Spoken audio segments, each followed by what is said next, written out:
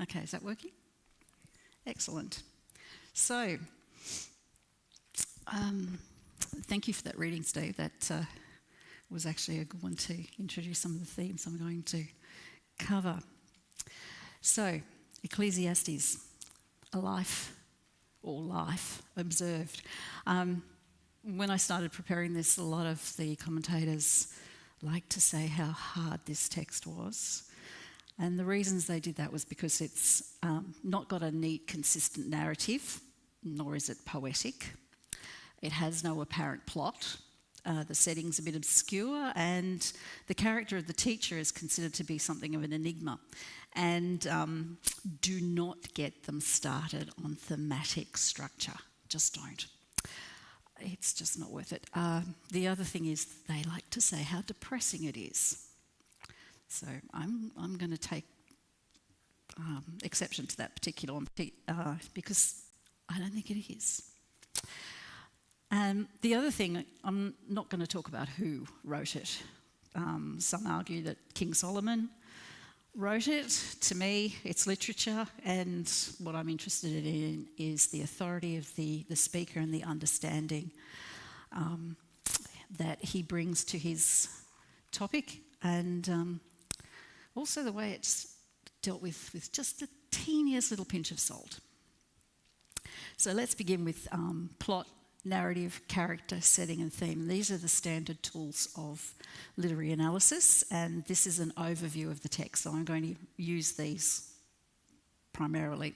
So plot, first of all, the identifiable arc of a written text from the beginning to the end. And narrative is, of course, most commonly the story. So Ecclesiastes does have an identifiable beginning, middle and an end, but not as a conventional plot or narrative, because, well, there isn't. It's just not there. Ecclesiastes is not a story. It's lots of things. You could sort of argue it's a bit of a soapbox in the domain. The Qoheleth, or the teacher, is speaking to some kind of audience, and his presentation tends to meander a little bit, falls into musings. Sometimes he seems to answer a question that we don't get to hear, or to respond to some comment that we don't hear. The themes are fairly easy to identify, and he returns to them over and over as he develops his insights and expands on what he wants to say. So who is this Qoheleth? Well, oceans of ink have been devoted to this question, as well as to the setting, that is, where it's composed, and also who the intended audience is. We're going to deal with the text in hand, so I'm just going to leave those debates to people who think that they're important. The argument for King Solomon being the author is kind of strong, but it's fairly circumstantial. Either way, he calls himself a teacher, and so that's how we'll go. Whether this teacher is King Solomon or Plato's philosopher king or just some dude at the coffee shop pontificating, it doesn't matter. What is here is important, and what the teacher is bringing to his audience is important. And just as a bit of a quick sidebar, the Republic, written by Plato, argued that philosophers should be the only people who can rule a kingdom, because they are the only people with the education, the training and the ethical insight qualified to make decisions on behalf of the people and to rule fairly and wisely. Hence, Plato refers to the philosopher king.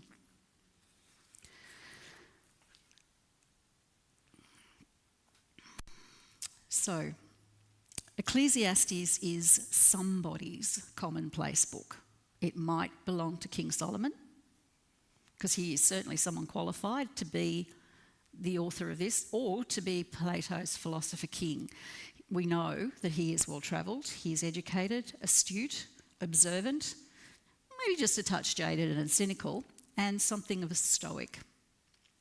All of the things that come across in the nature of the teacher as he presents this work. So this is a little book in which whoever the author is has written down some observations. Some are in detail, some are just little thumbnails, and others he returns to and he refines and analyses and presents over and over for us to reflect on as well. In some places, he sums things up and gives us his thoughts. In others, he writes poetry, creates word pictures.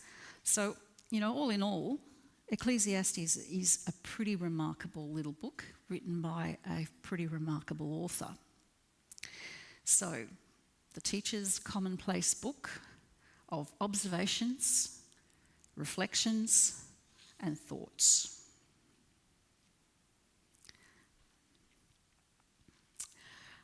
So, beginning at the beginning and reading. So, starting chapter 1, verse 2. It's going to be a bit hard to follow because I am going to be jumping all over the place. Meaningless. Meaningless, says the teacher.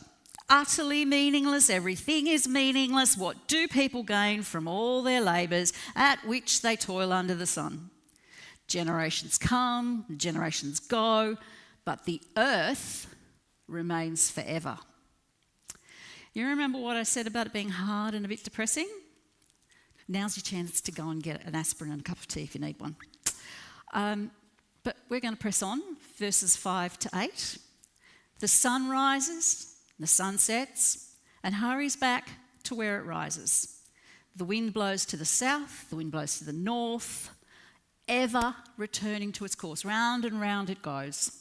All streams flow into the sea, yet the sea is never full. To the place the streams come from, there they return. Again and again. All things are wearisome, more than one can say. The eye never has enough of seeing, nor the ear its fill of hearing. Oh, there they go. A couple of people off to have a little lie down. Verse 10 to 11. Is there anything of which one can say, look, this is something new? It was here already, long ago. It was here before our time. No one remembers the former generations, and even those yet to come will not be remembered by those who follow them. And the rest of you head off for something just a little stronger than a cup of tea, I think. But before you do that, before you run off, listen again. Because if you're listening carefully, this should have a kind of familiar ring to it. The teacher is going to now start picking apart these ideas for the audience, but to do that, he's going to cue us in to things he wants us to notice. He's going to give us some phrases, signposts, if you will, to help us to follow his reasoning. And the first one is everything under the sun. By this he means that everything that happens on earth, life and work, love, faith, death, pleasure, happiness, toil, everything that happens on God's good green earth. So here's the hint about why it should sound familiar. And life moves us all through despair and hope, through faith and love, till we find our place on the path unwinding in the circle of life. Got it? It's the Lion King. What has been will be again. What has been done will be done again. There's nothing new under the sun. The circle of life. Phrase 2 is chasing the wind. Think about it. Pretty pointless exercise because, exercise is all you get from chasing the wind. But it's kind of got a familiar ring to it as well, as is the way this uses the rhetorical question. I bring you Bob Dylan. How many roads must a man walk down before you can call him a man? And how many seas must the white dove sail before she sleeps in the sand? And how many times must the cannonballs fly before they are forever banned? The answer, my friend, is blowing in the wind. The answer is blowing in the wind. Got it? The idea of wisdom literature, of which Ecclesiastes is an example, was common at the time this was written. So I suspect the teacher did use these signposts as a way to alert the listener or the audience to the fact that they needed to take note at this point. For a modern audience, we shouldn't let the fact that it sounds a bit cliched sidetrack us. We need it to remind us that the ideas of Ecclesiastes are universal and enduring, and part of our everyday notions about how the world works.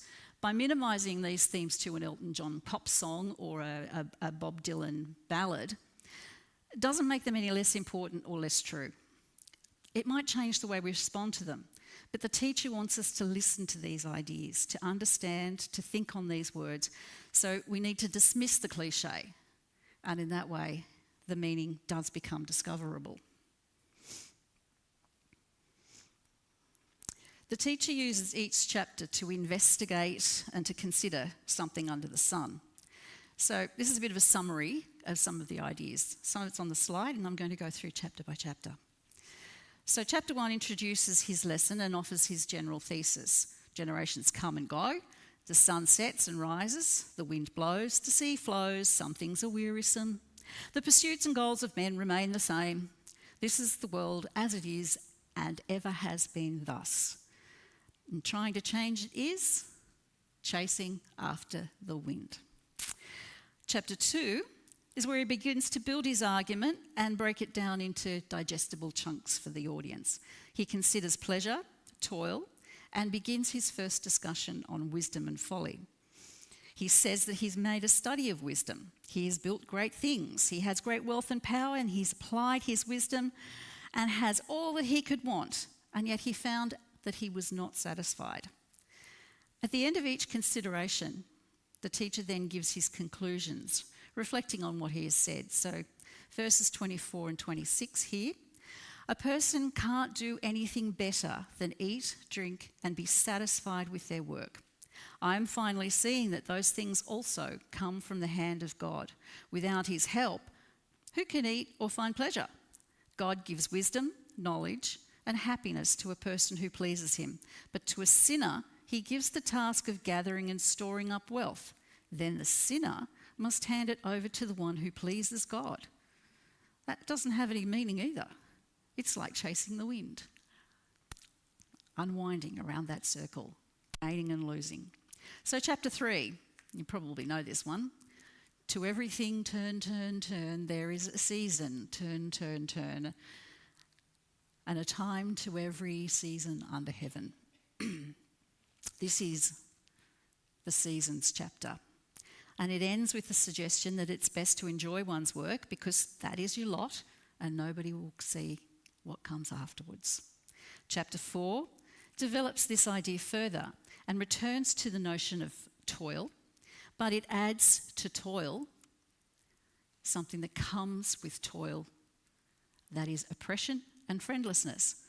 And this chapter ends in a mini parable, reminding the audience that not only is man mortal, but the things that man creates are limited. Chapter 5, he changes tack a bit, possibly to relieve a flagging audience, but mostly he reiterates the points that he's making. He begins by reminding the audience of the conclusions from previous chapters, and he sums them up in "Stand in awe of God." He restates his arguments and concludes with the words that reflect the conclusions from chapter 2. It is good and right to eat and drink and find satisfaction in one's work, because this is the allotted time for each man and a gift from God. In chapters 6 and 7, the teacher gives his audience a series of observations and reflections, and he has a range of themes and observations here. And he begins with the words, "I have seen." This kind of statement is a way of him giving us his authority on this matter. That he is going to talk about these things as being a wise man and the wise life, what it looks like. He's going to take the audience back, to some of his previous assertions. And he's going to start by saying, I denied myself nothing my eyes desired, reflecting it back to that. I did all these things, but still I was unsatisfied. But the teacher is now observing the world and not his own desires. So chapter 6, verse 12 is a bit of a hinge that between the verses 6 and 7. And the lesson here changes from observation to reflection, and this is where the really rhetorical questions start to come in. For who knows what is good for a person in life during the few and meaningless days they pass through like a shadow? Who can tell them what will happen under the sun after they are gone? And partway through chapter 7, he provides us with a new hook. It's a phrase that's out of keeping with what's come before, and it's a way that he uses to introduce his next set of ideas. So chapter 7, verses 13 to 14, the new NIV, which I was using, places these as a subheading, and that is, consider what God has done. Again, go back to the Lion King. Who can straighten what he has made crooked? When times are good, be happy. And when times are bad, though, consider this. God has made the one as well as the other. Therefore, no one can discover anything about their future. The teacher's beginning now to sum up his observations and his thoughts, and he does this using these subheadings in chapter 7. He elaborates on each of these subheadings, bringing us back to his themes, the ones he established in the beginning. And again, he continues to assert his authority to discuss them. And he offers the audience a bit of an invitation to join him on a bit of an autobiographical trip down learning lane. So, one of the subheadings. In this meaningless life, I have seen both of these. So, he's seen all of these things under the sun, the good things and the not good things, the wise, the fool, the built, the crumbled, the great and the fallen.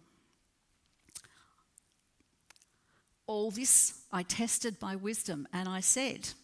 So now here are some conclusions about his observations, taking us back to chapter 2 when he said, I made a study of wisdom. I looked into it. And the final one, look, says the teacher, this is what I have discovered. He's telling us, I'm sharing here with you the wisdom that I have gained.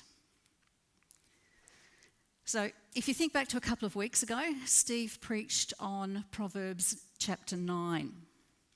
And remember he talked about the two parts, the two women, the lady of wisdom, the woman of folly. So the lady of wisdom, she offers understanding, and the linchpin of her invitation to us is in verse 10. Fear of the Lord is the beginning of wisdom, and the knowledge of the Holy One is understanding. The woman of folly, she also calls out her invitation, and it mimics the structure and the language, the words of wisdom's invitation, but it's a dark mirror, and it's only 2 verses long, whereas wisdom's was much longer. Instead of offering a menu of benefits, as did wisdom, folly, come in guys, the water's fine, come with me. So there we've offered 2 possibilities, and as someone's going to say in a few moments, grace and a codpiece. The lady wisdom and the teacher are in very close agreement about a number of things. They both highlight the differences of attitudes between the wise and the fool. But most importantly, Lady Wisdom identifies the source of wisdom, God, the Holy One. So I'm going to put this into a context. Shakespeare was probably not a student of the teacher, but nonetheless, like I said, universality of themes. Shakespeare uses the idea of the futility of chasing after the wind. And he has King Lear raging against the wind. Blow winds and crack your cheeks. Rage, blow, singe my white head, thou shaking thunder. Lear is the king of a kingdom without God. It is ruled by the wheel of fortune, by curses and by superstition. Lear falls from grace as the wheel turns from fortune to ill fortune, and it drives him to madness. His rage and his madness is a counterpoint to the teacher's calm and stoicism. The teacher makes the point that remembering God leads to good things, to wisdom, to prudence. Lear, on the other hand, he rages and raves. He is not wise or prudent in any of his actions or his decisions. And eventually this leads to his daughters turning against each other, turning against him, and everything he thought he had falls to ruin. Reminds me of chapter 6, verse 12. For who knows what is good for a person in life? During the few and meaningless days they pass through like a shadow. Who can tell them what will happen under the sun after they're gone? Lear, for the play though, is not entirely gone, but for nearly all of it his mind has. He was a foolish king who thought he could give away his kingdom and still live and rule in peace. His fall from grace is a reminder of his mortality, something both Shakespeare and the teacher intend their audience to remember, to acknowledge. All men are mortal and destined for the same fate, regardless of who they are.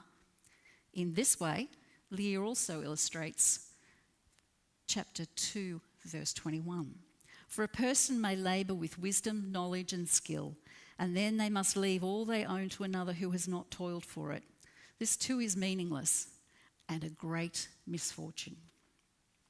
The teacher wants the audience to remember their mortality, and that, most importantly, regardless of status, wisdom, or the circumstances of life, all men will meet the same fate, and that is, all men will die. This is literally the literary idea of tragedy, the foolishness of the great, their fall, and the reminder that they're mortal. Lear's misfortune begins when he shuns his daughter Cordelia for speaking the truth. She simply declares that her love for him is as it should be for her father. He banishes her and divides his kingdom between Goneril and Regan, his other two daughters. They lavished hollow praise on his kingship and his fatherhood. And eventually, out of jealousy, they are going to attempt to destroy each other, and in so doing, they are going to destroy the entire kingdom.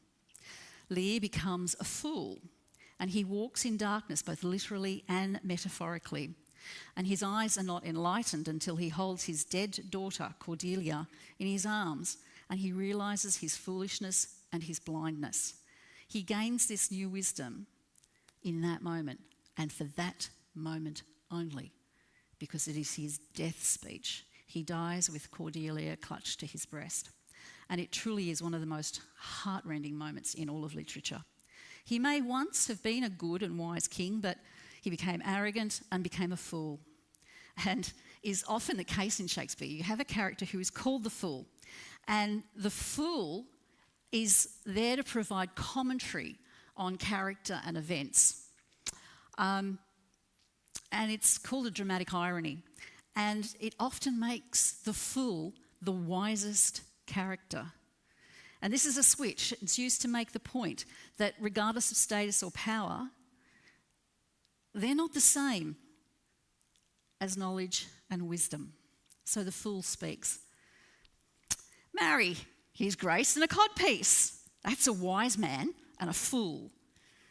He that has, and just a teeny little wit, and then he does his caper with hey-ho, wind and rain, must make content with his fortunes fit. He must be content with his fortunes, though it reigneth every day. Shakespeare makes Lear's ending tragic. Pray, do not mock me, for I am a foolish, fond old man, and I fear I am not in my perfect mind. The teacher also notes the tragedy of a life lived in foolishness. Chapter 10, 12 to 13. Words from a wise man's mouth are gracious, but a fool is consumed by his own lips. At the beginning, his words are folly. At the end, they are wicked madness.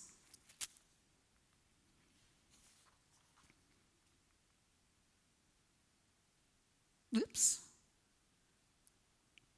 I think I clicked on the wrong one. Sorry. Anyway, the slide that should be up is headed, "Thou shouldst not have been old until thou hadst been wise." The words of the fool, not of the king. But it would have been quite useful for Lear to have read chapters from Ecclesiastes, and he might have heeded the warning for kings in chapter 8, verse 9. There is a time when a man lords it over others to his hurt. Lear is an arrogant and foolish man, king and father. And he believed he could divide his kingdom and it'd all work out just nicely. You know, the come on in, guys, the water's fine. What he got was war between his daughters and the deaths of those who were loyal to him and whom he held dear, including his beloved Cordelia. Think about this. Chapter 9, 17 and 18. The quiet words of the wise are more to be heeded than the shouts of a ruler of fools. Wisdom is better than weapons of war, but one sinner destroys much good. Cordelia's quiet words at the beginning were unheeded, and Lear shouts as a ruler of fools. Cordelia's words, "I love your majesty, according to my bond, no more or less. Good my Lord, you have begot me, bred me, loved me, and I return these back as is right and fit. I obey you, I love you, and most honour you." Instead of listening to quiet words of wisdom, Lear shouts, the king of fools, "Let it be so, the truth shall be thy dower. I loved her best. Hence and avoid my sight."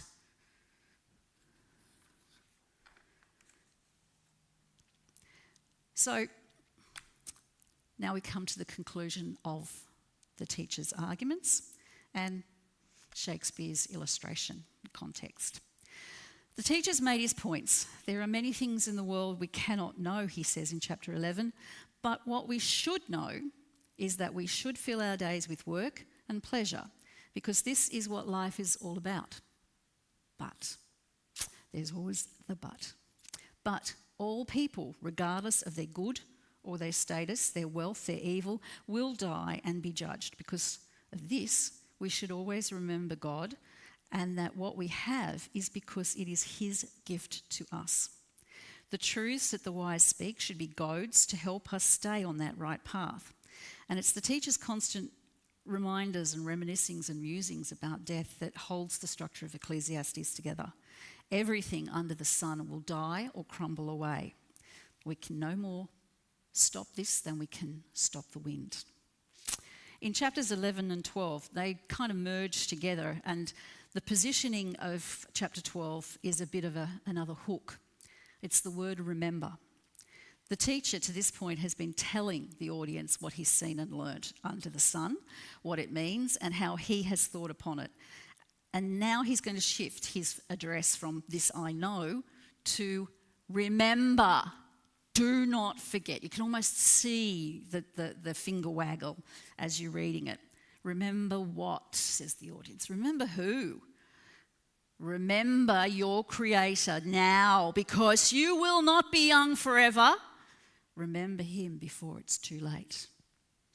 So throughout the text, the teacher has used metaphors. And he uses it one more time. He uses it to illustrate scenes of finality and completion. The dust returning to the ground and the spirit returning to the God who gave it. Everything the teacher has said has been leading to this moment. Not a plot, not a narrative, but a lesson. Remember this. Remember what I am teaching you. Without this, without remembering God, that is why things are meaningless. That is why it's like chasing the wind, because you forgot. you forget. So at this point, no more metaphors. He states plainly the point he has made and the final lesson that we need to understand. It's a commandment, not a suggestion or a thought or a hint, but this command. This is the conclusion of the matter. Now all has been heard. Here is the conclusion of the matter. Fear God and keep his commandments, for this is the duty of all mankind. For God will bring every deed into judgment, including every hidden thing, whether it is good or evil. Thank you, Steve.